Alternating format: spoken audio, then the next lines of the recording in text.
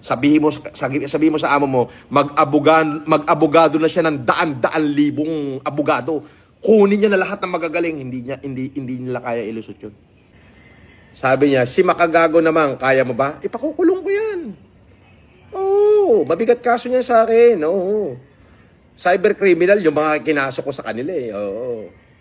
Mga criminal talaga yan, di ba? Pinagtulong-tulungan nila ako, pinadala nila ako ng kabaong, bulaklak ng patay, sinugod ako sa bahay ko, binidyohan nila yung bahay ko, sasakyan ko, nakatatlong lipat ako. Makukulong yan, promise.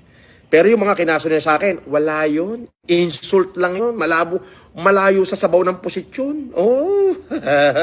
Hindi mag-i-stand yung kinaso niya, halatang gawa-gawa lang yun. Oo. Iyakin yan. Yes, makabaho, iyakin yan. Oo. Iyakin yan. Yung ikinaso ko sa kanya, hindi niya kaya lusutan yun. Pero yung kinaso niya sa akin, wala yun. Walang kwenta. Bakit? Tangina, siya unang tumarantado sa akin eh.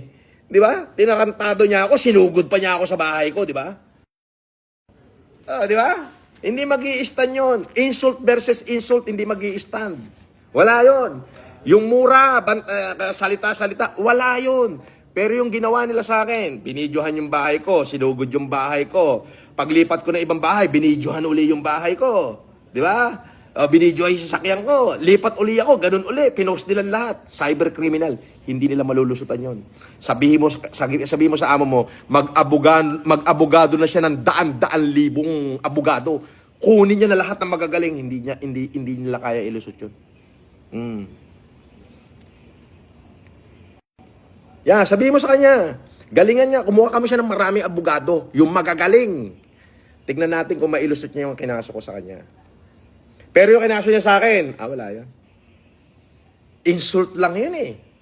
Iyakin pala siya. Siya unang tumira sa akin eh. Di ba? Di ba? Siya unang tumira eh.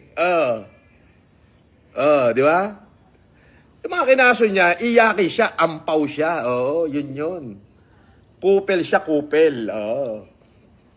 Di ba? Ano siya, bait-baitan?